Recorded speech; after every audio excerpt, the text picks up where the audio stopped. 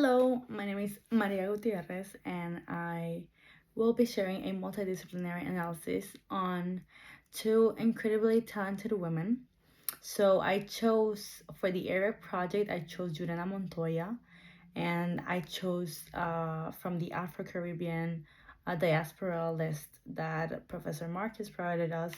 I chose Awilda Rodriguez Lora, better known as La Performera.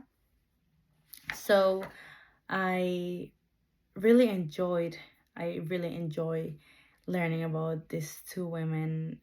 They do an amazing job with, I think that their works, although of course they work differently, the main idea that I took from both of their jobs, and where I think that they intersect in a way is using our bodies as the main tool for taking space in the world and doing activism or creating an impact in the way or whichever way that we think or that we intend to make an impact is using or seeing ourselves as the main character, right, of our stories.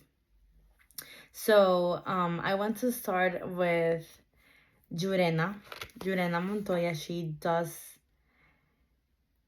is a very talented young woman. She when she published her first book, her book, which is called sorry, I'm trying to see it here, dissociated.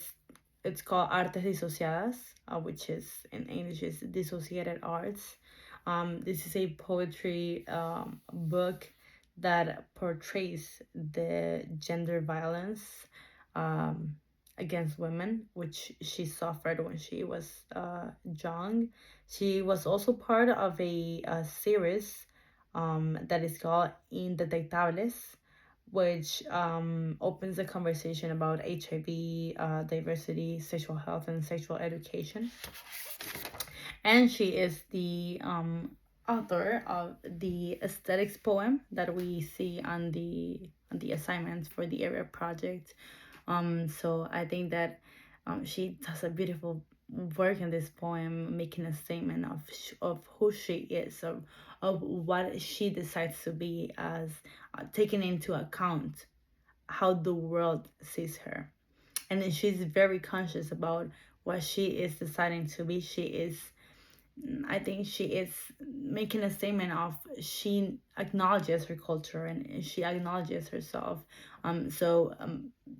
Forgot to mention this at the beginning, but she is a poet. She is an activist. She is a Roma woman. She is neurodivergent, and she is a lesbian woman. So she has all of these labels, right? That we could that we could see as, or that are part of,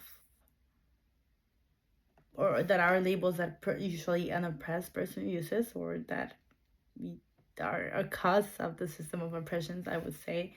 But she understands how the world sees her, especially as a Roma lesbian poet, woman, activist, right? All of these things. She also, I really liked. I was doing some research into her, although there wasn't much information, which is something that I want to touch a little bit further in the video.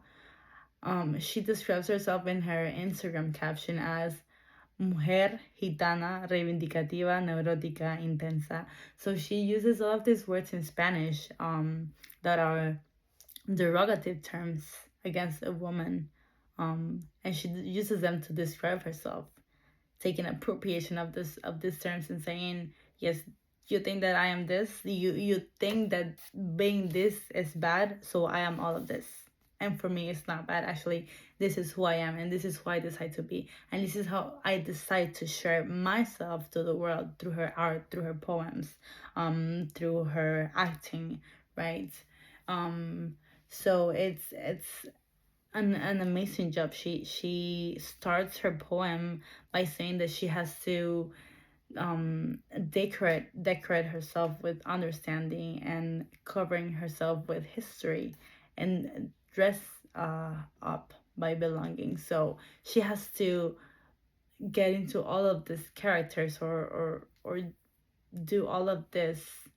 um she has to perform, basically, right? She has to perform because she knows that there are certain spaces that this that her story and that her um um that who she is basically has an impact. But also she's trying to say, I am aware that I am all of this. But more into the poem, when she says that she is inconvenient, and that she rebels with honor, which I really like that part. That is my favorite part of the poem, I think. um I think that it's also bringing into account that she questions also her culture, she questions her beliefs, and she knows that there are some things, like in every culture and in every community, there are some practices that do not resonate with her, and she does it in a very respectful and mindful way of saying, this is my community and this is who I am, and I acknowledge all of it, all of my story.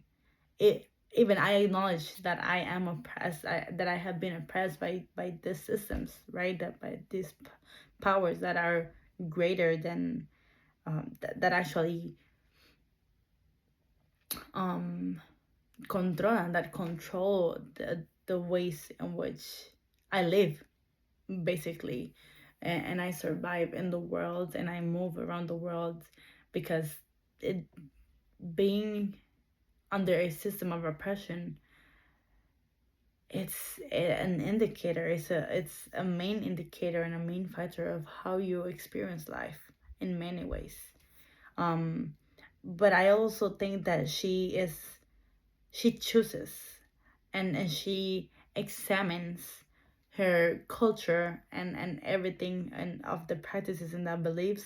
And it's not that she rejects them, but she takes within with herself what works best with her to create her own identity. Because it's also important to be mindful and to highlight that when we're part of a community, when we're part of a, especially an oppressed community, we are not only that, right? We can be ourselves, and the identity that we build for ourselves has also, or should also be a priority to us. Um, she participates in many. I think that I already mentioned her book, and she participates in that series. And there's no much information about her online, and for me that was very peculiar because I don't think that she's much older than I am. Um, but it's also, I think that it's, and I wanted to take it also to compare with Awilda, which I'm going to talk about right now. Awilda is a little more active in social media, and it's a little more, I would say, out there. There's more information. There's actually a website that she has with all of her works and her biography and whatnot, and the community that she has built. And from Jurena, I had a really hard time trying to find a little more about her. But I also think that it's also important for us to understand, especially as a Gen Z girl, that um the social media is not the only way. It's a very good tool, but it's not the only way to do activism and to be there for our communities. So probably she's in many other ways being part of many other projects that probably we can't see, and she's not at the forefront, or maybe in the future she's going to be, right? And there's no wrong or bad on the ways we choose to give to our communities and to ourselves. And on the other hand, I picked a Wilda Rodriguez Lora, who her work, wow, it's just, it left me with no words, in the sense that in in such little time that I had to research about all of what she was doing and her jobs and who she was. I'm sorry, who she is and what she does and all of her different types of projects and all of the arts that she practices and all of her practices to impact and the ways in which she um brings out all of this big thing of lists that of things that she wants to say and she wants to communicate to the world, and her ideas and her analysis through so many different platforms and ways. She finds amazing ways of creating of, and for me that's amazing. It really, for me, it opened a whole realm of an infinite an infinite realm of possibilities of all the ways in which we can help, and we can help ourselves and we can help others and we can contribute, right? Awilda is better known as a performera. She is a woman. She is queer, queer en español, CUIR, afro-caribeña. Mm, calls herself a performer. She studied, she was a dancer, or she is still a dancer. She's a choreographer, but she decided to not call herself a dancer anymore because I was saying in an interview that it limited her, and I would see, I think that's a very important conversation, and how and these labels in professional careers or how we self-identify sometimes limits us. And I think that, like I said before, being oppressed, so she as a Black Afro-Caribbean woman, queer, um she doesn't fit a lot of the labels that the word dancer has, right? Which has a lot of baggage, which you should look a certain way. So she doesn't look, her body doesn't fit in that role. The way the way in which she speaks, her social class, right? Her race, her hair, the way in which she expresses herself. There's are a lot of things that didn't fit into that little box. That if she wouldn't have seen it differently, she would have probably limited herself and not found all of these other ways in which she can not only contribute into her community, but get to know herself and get to know who she wants to be and get to know how much and what space does she want to take in her community, in society, in her country, in the world, in her house, and all the spaces. And because we take different spaces and stands depending on the place where we're at. um she has different projects, so I do recommend, i I would say just do yourself a favor and check her website out. She has ongoing projects, which are, just going to mention the main projects that she has right now. She has other projects as well, but she has La Mujer Maravilla, she has Bailar Todos los Días, and she has Sustento, which is a beautiful project that was born from the pandemic. And she started this project and she presented it in the Wax Art Center, if I'm not mistaken. It's called, and everything is on her website or in YouTube. And she started this project because she realized, right, her project is called Sustento, which I think that in English it would be sustainability.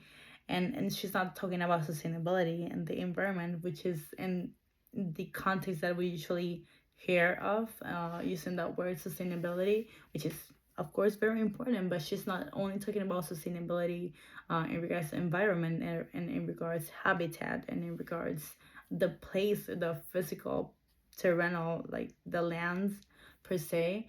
or the atmosphere. She's talking about energy. She's talking about connection. She's talking about how we as beings sustain each other. And it's a project in which she builds a lot of community. I really love the way in which she describes her main objective. She says she tries to motivate bodies, cuerpas, and minds, mentes, to the practice of resilience, imagination, and vulnerability, um, as harmonious strategies of coexistence. And it's amazing the ways is I really recommend to check it out. But it's amazing all the ways in which she and the ways that she has been understanding this sense of community and this sense of belonging, and how we belong and how we decide to belong to others and to ourselves, right? um I think both of these women do a incredible job. And um like I said at the beginning, the main idea that I got is that they both use their body as the main tool, um as the main character of their stories, and how they want to present into the world, and what do they want to do, and who they want to be, um taking into account, of course, of the systems of oppression that surrounds them, of course, but also creating their own identity. And I also think that it's very important to mention, which is a thought that just came to me right now, and is that I was listening in a podcast the other day, how it's so important to create counter narratives when we have a system of beliefs, right? When we have a context, or when we have all of these learned behaviors, or social constructs that we automatically role play daily. And it's so important to create counter narratives. And although they don't call it in their work like that, that is a new term that I just learned also, but I think that it really applies very beautifully in their both of their works. They create counter narratives, not only within their communities, and not only within their race, and the systems of beliefs and the practices that are built around that, but also within them, right? They create these are not women that are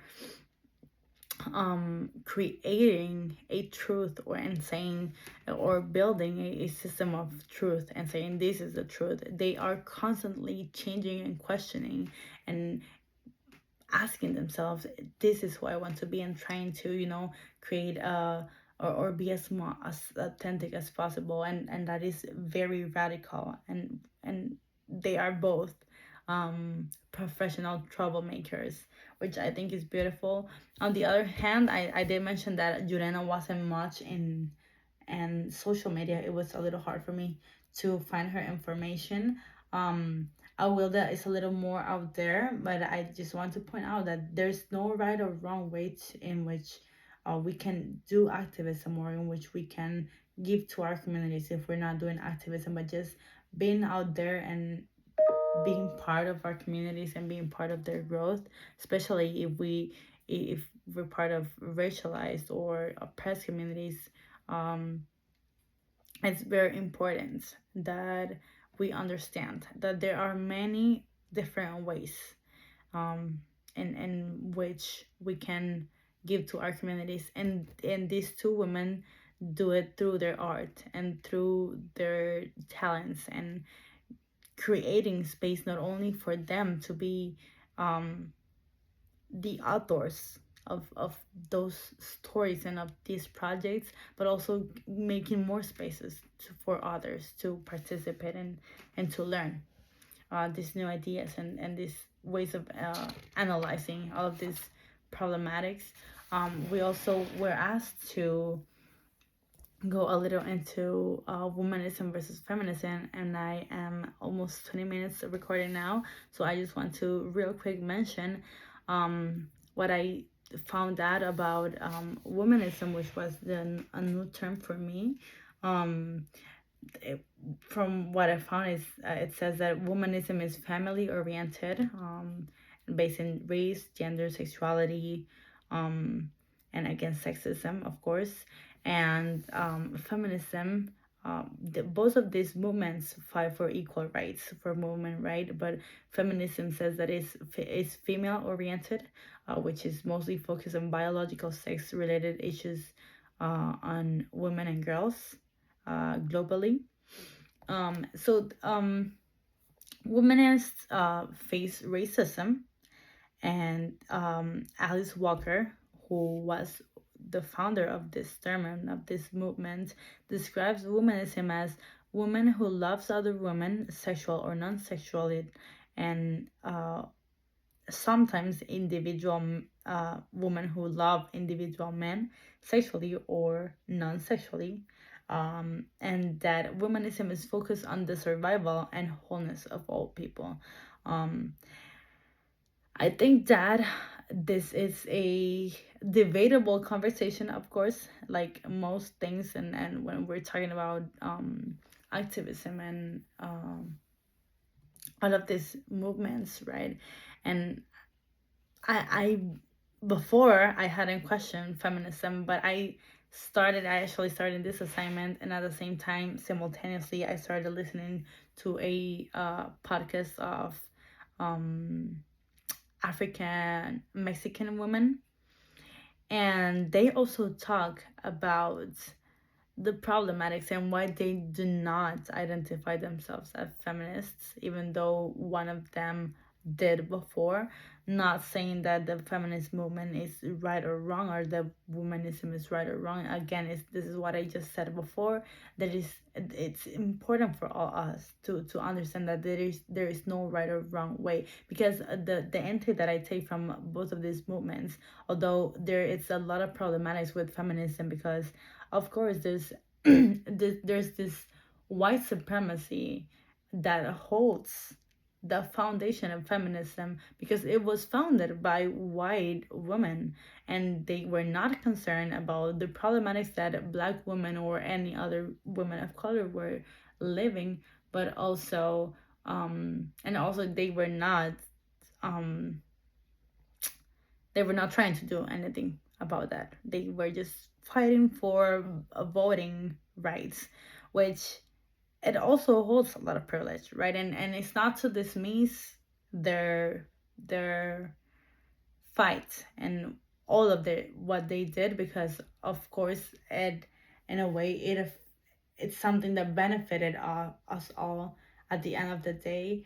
But um of course, when talking about the present moments, there are many things that feminism misses.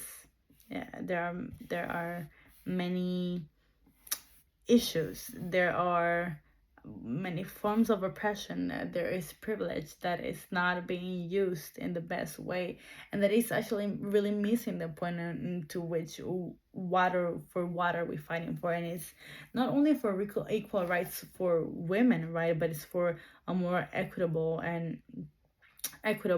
world for all. And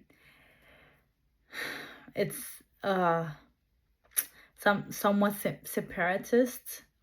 It falls into this separatist ideas or essentialist ideas, until that feminism is the way into equal rights.